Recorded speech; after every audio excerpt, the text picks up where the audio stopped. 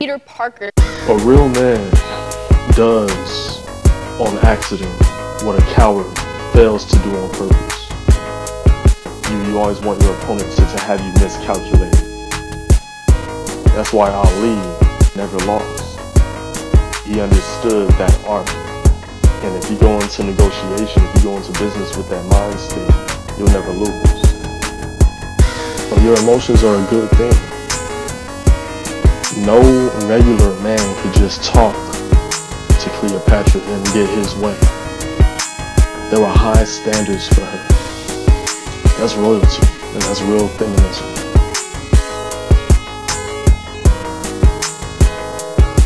See, if you can have this kind of wisdom in your job, in your business, in your career, in your home, nothing can stop you.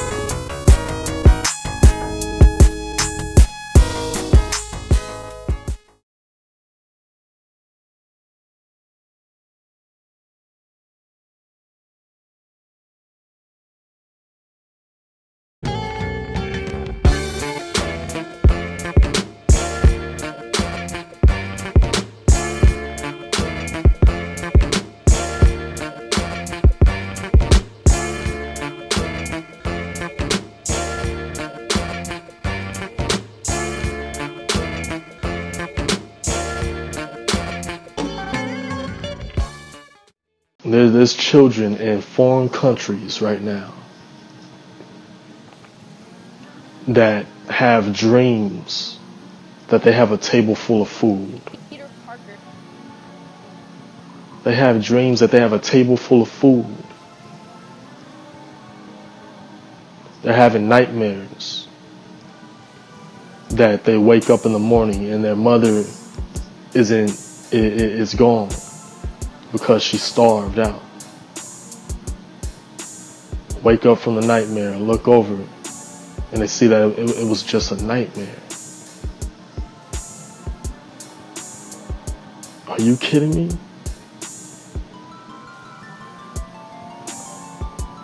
But you wake up in the morning, you have a good dream that you were living lavish, you were living in a big house. You had nothing but money everywhere. The car is money. The house, money. Your spouse, money. Everything is money.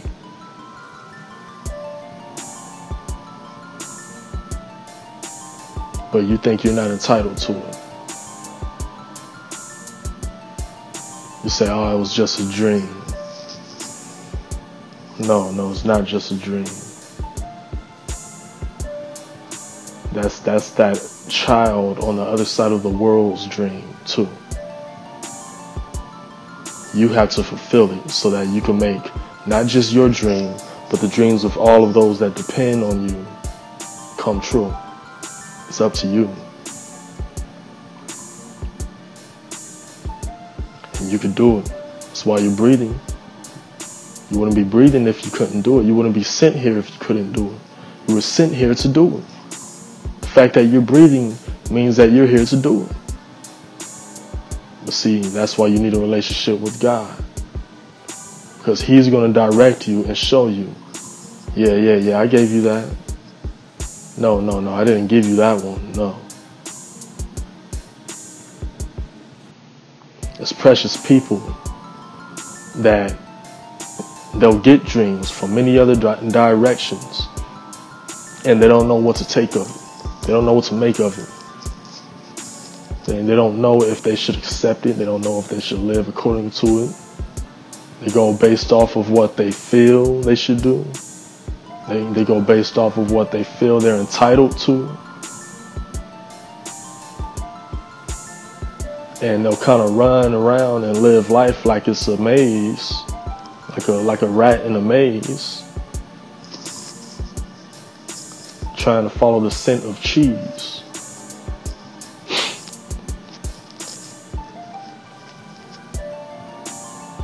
No, don't do that. Don't do that. Don't be like that.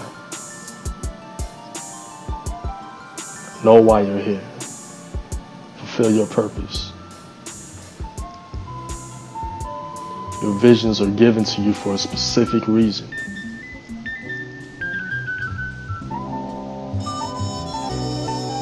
You don't need to get the vision every night. You just need to seek the person that gave you the vision. You need to find out who's the author of these visions.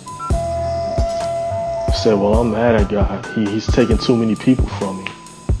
How do you know he's the one that takes people from you? How do you know? Oh, well, he's the one with the power. Zeus has power. Poseidon has power. Baal has power. But who's responsible for this? Just because someone has power doesn't mean that they're the one with power over your life. Just because Almighty God has power doesn't mean that he's the one with power over your life. Find out. Find out who you're pointing your finger at before you point it. Find out if you're just blaming things on God because other people say that's what it is. You go to a funeral and people start shouting at God. Whoa, wait a minute. Wait a minute.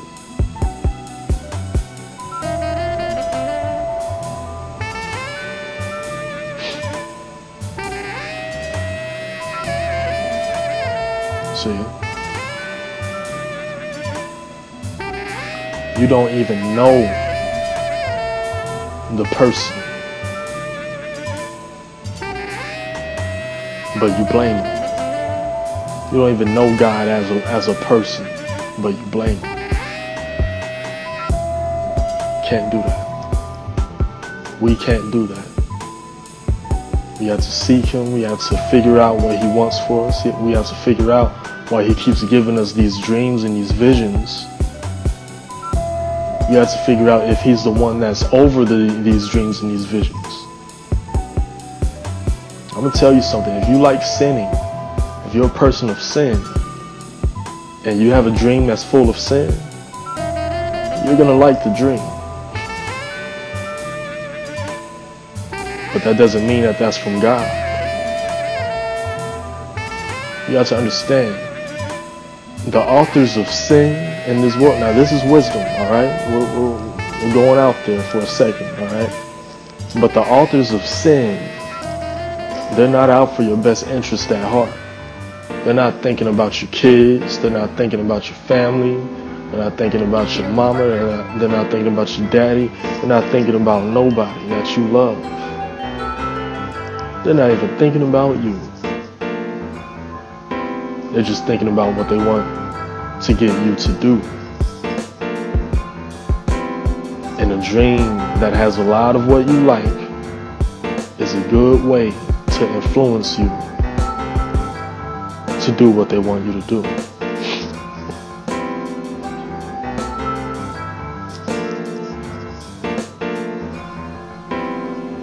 You say, I'm losing my company. You say, these bills need to get paid. My kids need a father.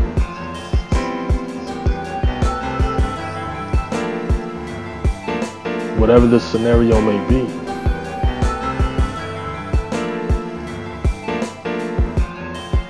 You think it's a big price for a deity to give that to you?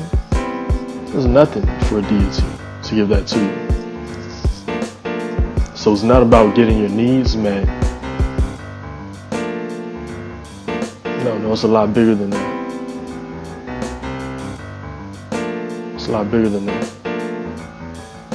They'll do whatever it takes to get you to give up your power, to give up your free will, to not follow the visions of God. They'll give you whatever visions you need to please your whims, your frivolous needs.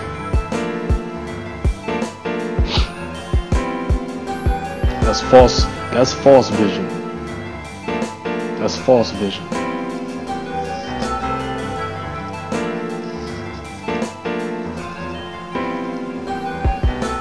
successful business people, they have a lot of vision. But your average businessman, your average businesswoman with great vision, if they don't have a relationship with God, is not going to be a righteous vision. I'm sorry. Their vision isn't going to be righteous. It's not going to be great. They can have a good heart. They can mean well, but they're going to hurt a lot of people in the process. Some may say, well, you have to hurt some people to get what you want. I beg to differ. I really beg to differ. And a spoiled generation like this may be. But I'm going to tell you this much. I'm not going to let the society, I'm not going to let the environment, I'm not going to let my surroundings dictate my life and dictate how I treat other people. I don't think you should either.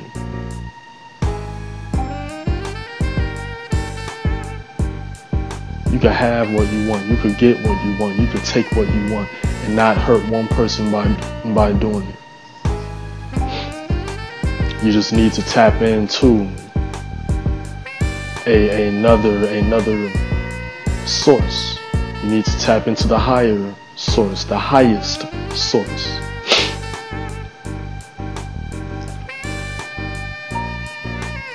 That's the God of Isaac, Abraham, Ishmael, and Jacob.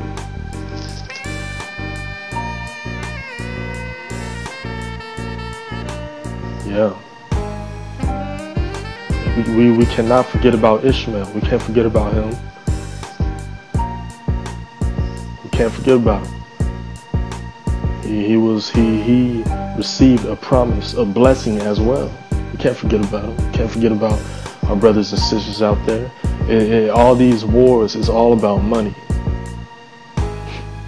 It's all about money. That's all it's all about. I'm stopped there, but you know, I'll leave that research up to you.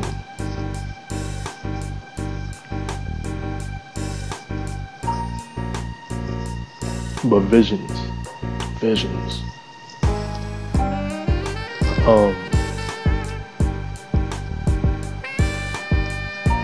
Visions, they dwell within seasons.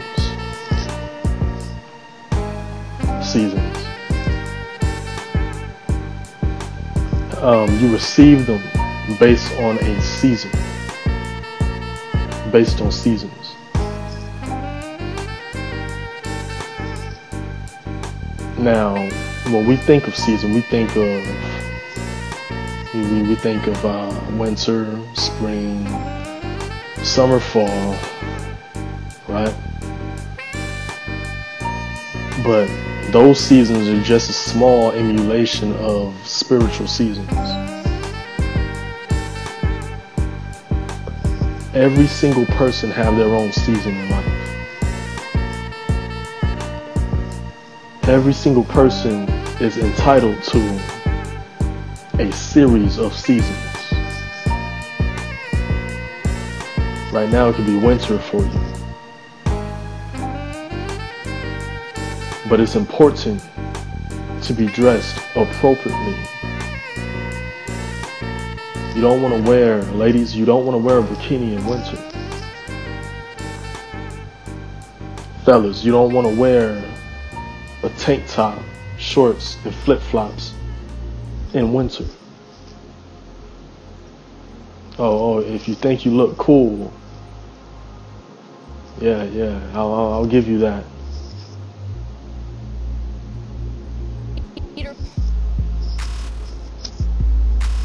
In the summer, you don't want to wear a mink. You don't want to wear a mink coat.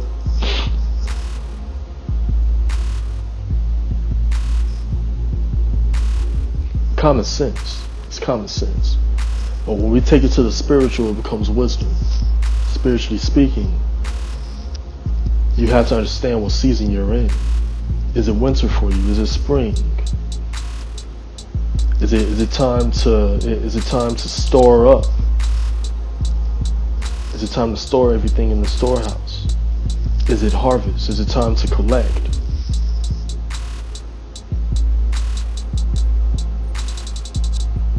Is it winter? Is it time to pull from the storehouse, but to preserve? Is it spring? Is it time to sow? See? Is it summer? Is it time to keep it? To water, right? And is it harvest? Is it time to receive? You have to understand these things.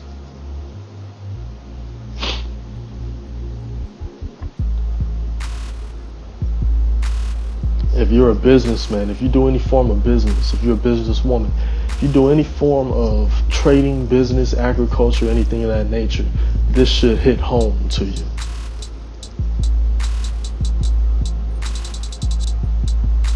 That should all hit home.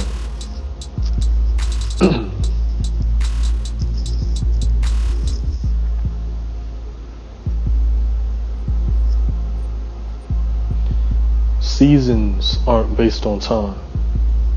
Not in the spirit realm, not spiritually speaking. Time is simply, how can I put this? Seasons don't live within time. Time lives within seasons. Time is such a sibling. It's such a small sibling to seasons that there's actually certain dimensions that doesn't even dwell in time. Catch that. There's certain dimensions that doesn't even dwell in time. There's no time for certain seasons. I'm sorry, for certain dimensions, for certain planets.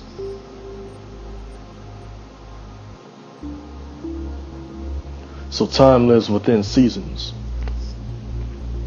Now, spiritually speaking, there is no time. Spiritually speaking, time is just for the earth. That's all time is for. For the earth and those other intergalactic Earths or planets or other dimensions that have to do with Earth. Other than that, no time. But you do want to pay attention to time on this earth. Why? Because it's the motivator, it's the push, it's what pushes you to keep moving. Because everything is according to time. But see, there's a lot of people that will get very little accomplished within their time. Why? Because they're time conscious, but they're not season conscious. You want to become season conscious. If you can stop focusing on what you're doing within a certain set amount of time, but you focused on changing your season, time will never be an issue for you.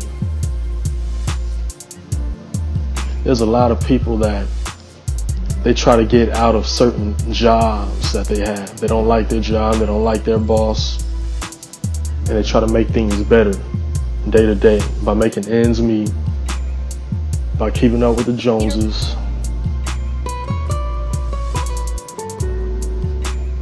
But they stay stagnant. 5 years later, they're in the same position. Why? Because they're time conscious. They're saying, all right, well, there's 24 hours in a day. I'm going to work 8 hours. I'm going to make this money. By the end of the week, I should have this. The end of the week comes, another bill comes up, and they have less than what this was. And it repeats and it repeats and it repeats. Why? Because they're looking at the time schedule. They're looking at the schedule according to time. Let somebody work that job that is seasoned minded. They're going to say, forget the time. Forget the time. I'm going to work this job, of course, but I'm in a season. I'm in a spring season. It's time for me to sow some seed. I have to invest. I have to put forth something that is going to reap a harvest. If you don't sow anything, you'll never even enter into summer. How much more fall?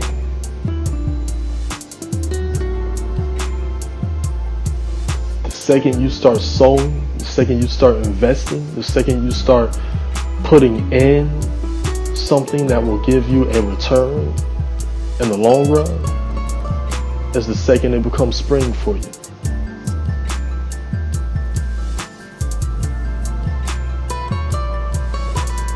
Once that seed is being nurtured, once you're watering that seed and you work on those investments, you work on those things that you've put forth.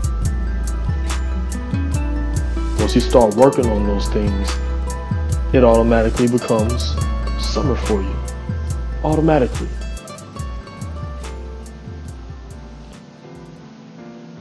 And when that return comes, that return is proof that it is fall, it is harvest time for you, it is autumn.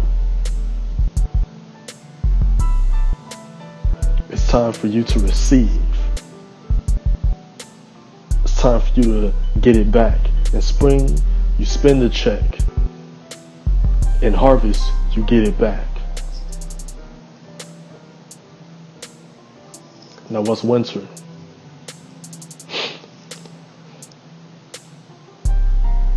Winter is that period where you have something from harvest and you can either spend it all on frivolous things, or you can store it up and have it ready to invest. You can hold on to whatever you made for years. You can hold on for it for 10 years. Don't invest a thing. That's a 10-year winter for you. 10-year winter.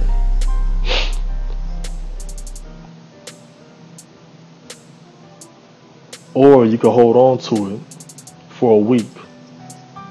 Look into something that's worth investing in for a week. Then you sow it again. You sow something that you have. Automatically, it's spring for you again. Do you see how this works?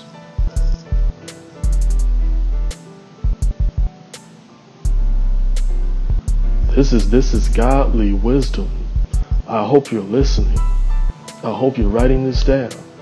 I hope you're telling all of your friends about this. Your loved ones. Everybody if you love anybody, send this to them.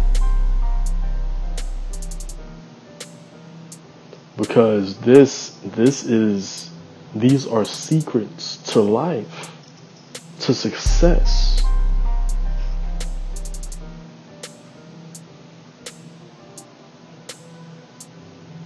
How much time do you want to spend in winter?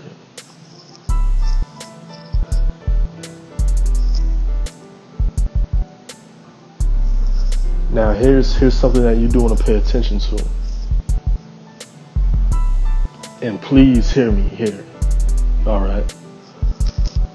But in spring, it is very important for you to pay attention to the soil. What does that mean? Pay attention to the soil that you sow into. What does that mean? You want to pay attention to the value of what you invest in. You want to pay attention to the value of what you invest in. Jesus, you know Jesus had money. You know Jesus had money. He knew too much about agriculture to not have money. For those of you that don't know, agriculture in those days was like Wall Street.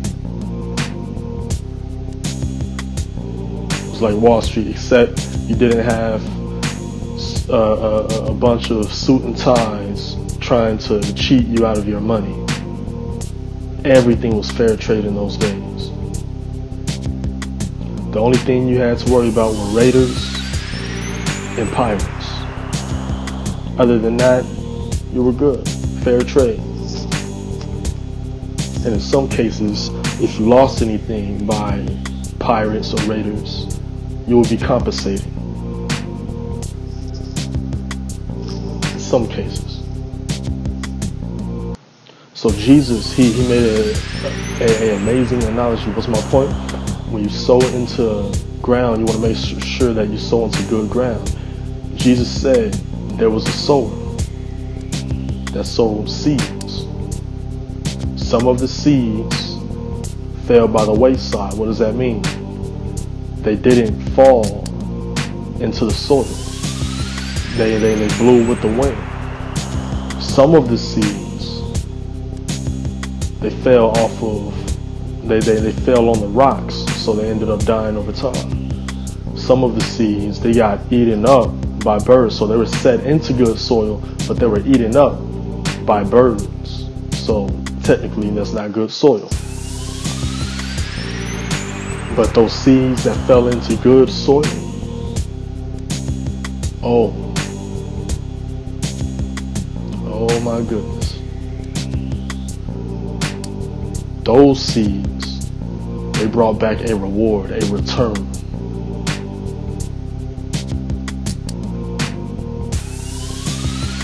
I hope you're catching this.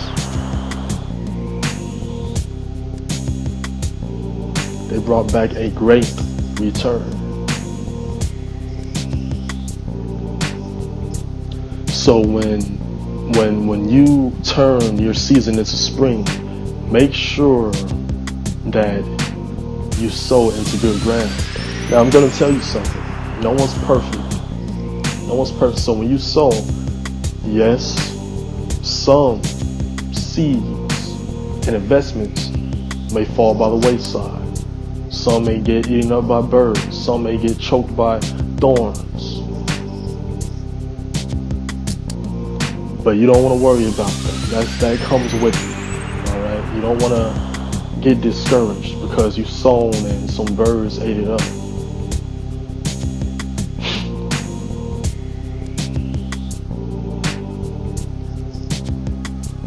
I'm not going to touch that. I'm not going to touch that. I probably should. I'll say this. Some of the seeds that you sow, some people are out there to come after you. Some people are to come after you once they see that you're sowing some seed. Alright? Some of those seeds are going to get eaten up. Well, they can get eaten up. I won't say are, but they can get eaten up. If they do, and if other people interfere with your seed, don't worry about it. Don't worry. Don't focus on that. You're not sowing for the seeds that are to be eaten up. You're sowing for the good soil. So whenever you sow into good soil, and your season will be set into place. Now don't forget your seed. Keep watering it. Keep watering it. Keep working on it. Keep perfecting it. Don't perfect the ones that fell by wayside. Don't water those. They're dead. Don't water the seed that's been eaten up by birds, by the haters, by the people that's not for you. That's dead. Those are dead seeds. They're gone. Don't go to people saying, hey, where's that $20 you owe me? It's dead.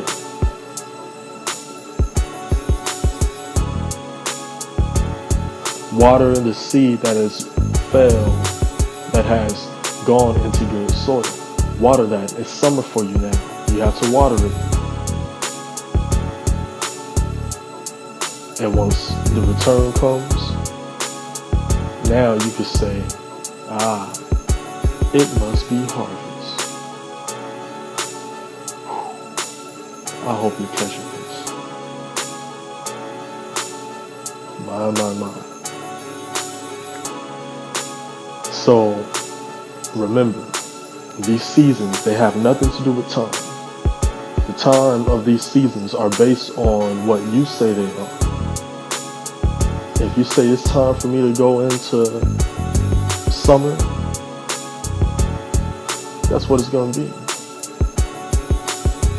If you say it's time for me to sow something, I'm ready for spring, that's what it's going to be. It doesn't matter what the time is. It doesn't matter what month it is, what earthly season it is. There's many people on Wall Street, traders, that have made fortunes when the market has been down, when you're not supposed to make fortunes. Many people. And a lot of them hasn't even bet against the market. They're betting for the market, still making fortunes when the market's down. How is that? They don't care about the seasons. They don't care about the earthly seasons. They don't care about what the earth says it's supposed to be. They don't care about what the world says it's supposed to be. Are you catching me? You want to live your life according to your spiritual atmosphere. You want to live your life according to God's atmosphere for your life, according to His seasons for your life. Now, I'm sorry, if you live according to another religion or another background, you could do everything that you can to emulate this, but it's going to have limits. I'm sorry. Unless you live your life for the Lord, these principles will have limits. Can you be successful without having Jesus as your Lord and Savior? Absolutely. Can you live a good life without having Jesus as your Lord and Savior? Absolutely. But you're missing the whole point if you do. Your purpose, the purpose that you're living out, is partial. The purpose that you're living out just may be ordained to you by someone that you do not approve of.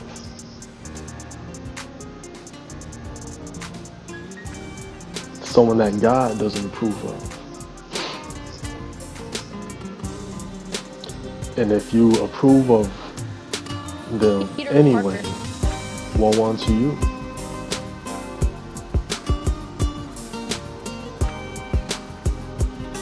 I'm sorry I have to do that from time to time. It's the truth.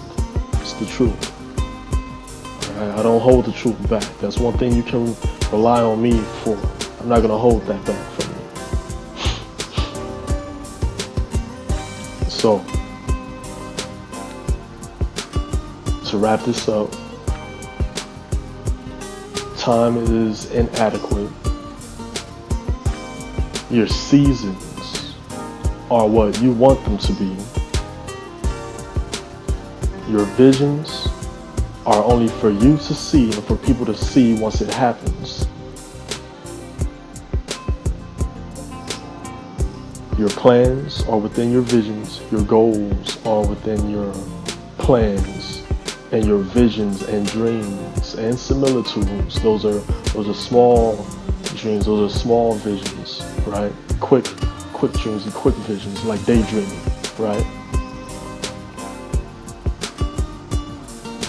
They all live within your purpose. Love you guys. Stay wild.